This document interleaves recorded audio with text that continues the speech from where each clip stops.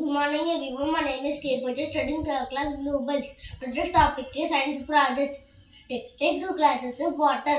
One is cold water and one is hot water. Take salt.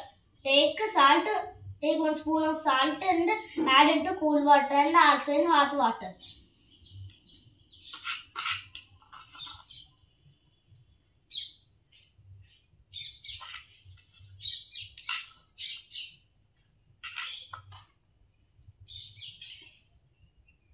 Mix it.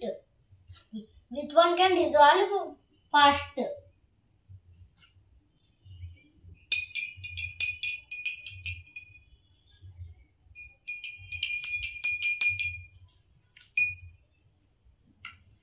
Because hot water can dissolve fastly anything. Thank you everyone. Bye.